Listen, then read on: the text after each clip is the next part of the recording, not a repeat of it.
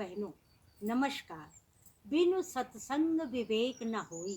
ये सत्संग क्या है? सद्विचारों का संग, संत महात्माओं का संग, सत साहित्य का संग या श्रेष्ठ पुस्तकों का संग, जो हमारी विचारधारा को, आचरण को परिमार्जित कर दे, वो सत्संग है।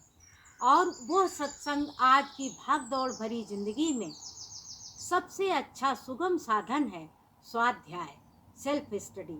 इसलिए आज का हमारा विषय है, हम स्वाध्याय क्यों करें, इसकी क्या आवश्यकता है। स्वाध्याय ऋषि परंपरा से चला आ रहा है। स्वाध्याय का अर्थ है स्व अध्याय, अर्थात स्वयं अध्ययन करना। जब हम स्वयं अध्ययन करते हैं तो वो विचार हमारे मन मस्तिष्क में बैठ जाता है, और जो विचार हमारे मन मस्तिष्क में बैठ जाता है वो हमें जिज्ञासा को तो शांत करता ही है, हमारे आचरण को भी परिष्कृत करता है, जिससे हम अपना, परिवार का और समाज का कल्याण निश्चित ही कर सकते हैं। श्रीमद् भगवत गीता के चौथे अध्याय के 38वें श्लोक में कहा गया है, नहीं ज्ञानेन पवित्रमिह विद्यते। ज्ञान जैसा पवित्र, नॉलेज जैसी कल्याणकारी चीज और संसार में कोई नहीं है। प्रश्न ये है कि वो ज्ञान हमें प्राप्त कैसे हो।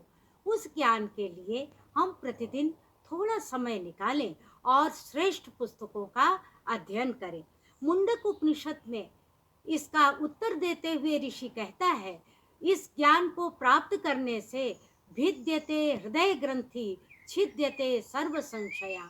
हमारे हृदय में जितनी गांठें हैं, जितनी जिज्ञासाएं हैं, वो सब शांत हो जाती हैं, हमारे सारे संशय समाप्त हो जाते हैं।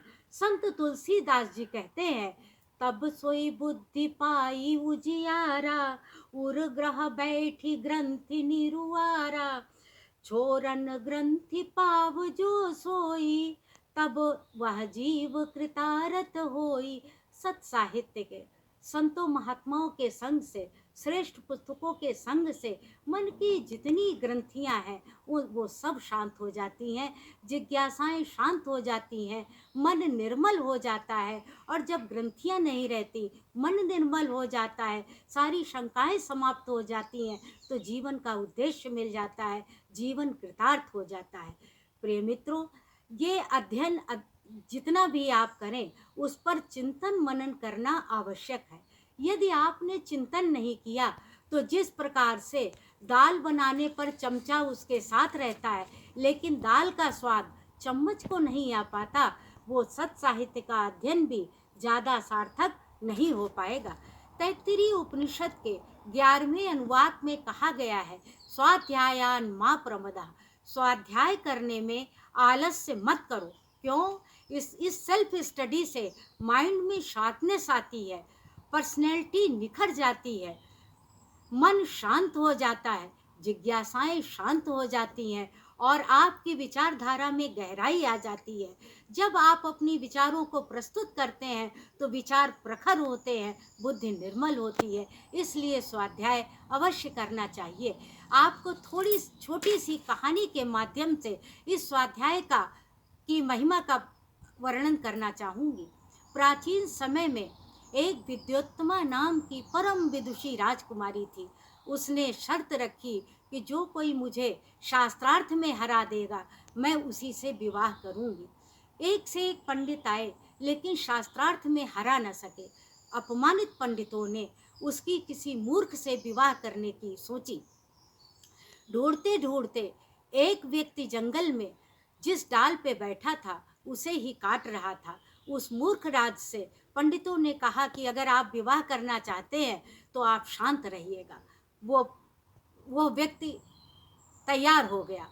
उसको विद्योत्तमा के पास जब पंडित लाए तो कहा, ये हमारे गुरुदेव हैं, मौन रहते हैं और आपकी बात का उत्तर ये संकेत में देंगे। विद्योत्तमा ने एक उंगली उठाई। मूर्ख राज ने उसे एक आंख फोड़ने का संकेत समझा। उसने तुरंत 2 उठा दी। पंडितों ने तर्क दिया कि आपने कहा ईश्वर एक है, लेकिन हमारे गुरुदेव का संकेत है कि जीवात्मा और परमात्मा ये 2 सत्ताएं प्रतिभासित होती हैं। फिर विद्योत्तमा ने 5 उंगलियां उठाई। मूर्खराज ने समझा ये थप्पड़ मारने का संकेत है। उन्होंने घूंसा दिखाया। पंडितों ने इसका निराकरण करते हुए कहा कि आपने कहा सृष्टि में 5 तत्व हैं, लेकिन हमारे गुरुदेव कहते हैं कि जब पांचों तत्व बंध जाते हैं, मिल जाते हैं, सृष्टि का निर्माण तभी संभव है। विद्योत्तमा संतुष्ट हो गई। विवाह हो गया। एक ही दिन में मूर्खराज की मूर्खता सामने आ गई। अपमानित और दुखी विद्योत्तमा ने उनको घर से निकाल दिया। मित्रों, जब कोई बात हृदय में लग जाती है तो जीवन की दिशा धारा बदल जाती है। यही स्थिति कालिदास के साथ हुई। वो माँ काली की शरण में गए, देवी की कृपा प्राप्त हुई, सत साहित्य का अध्ययन किया, विद्वानों की संगत की, पूरे देश का भ्रमण किया, हर जगह की कला संस्कृति का ज्ञान प्राप्त किया, और जब वो परम विद्वान होकर लौटे तो संस्कृत बोलचाल की भाषा थी। उन्होंने कहा, अनावृतम द्वारम कपाटम दे, अर्थात दरवाजा खोलो। अंदर से 3 शब्द सुनाई दिए, अस्ति कश्चित वाग विशेषः, ऐसा कौन विशेष व्यक्ति आया है। कालिदास ने अस्ति शब्द से कुमार संभव महाकाव्य की रचना कर दी, कश्चित से मेघदूतम खंड काव्य की रचना कर दी, और वाक से रघुवंश महाकाव्य की रचना कर दी। उन्होंने कुल 7 रचनाएं की। विदेशी भाषाओं में उनकी रचनाओं के अनुवाद हुए और उनको इतना आदर प्राप्त हुआ, इतना आदर प्राप्त हुआ कि संसार में श्रेष्ठतम कवियों में उनकी गणना हुई। इसलिए मेरे मित्रों, पठन पाठन, स्वाध्याय, चिंतन मनन आपकी जीवन की दिशा धारा को बदलने में निश्चित ही सार्थक। स्वाध्याय करे और चिंतन कर, करे लक्ष्य संधान। स्वाध्याय करे और चिंतन कर, करे लक्ष्य संधान। जीवन सार्थक होगा तभी, जीवन का करे निर्माण। इन्हीं शब्दों के साथ मैं अपनी वाणी को विराम देती हूँ। नमस्कार।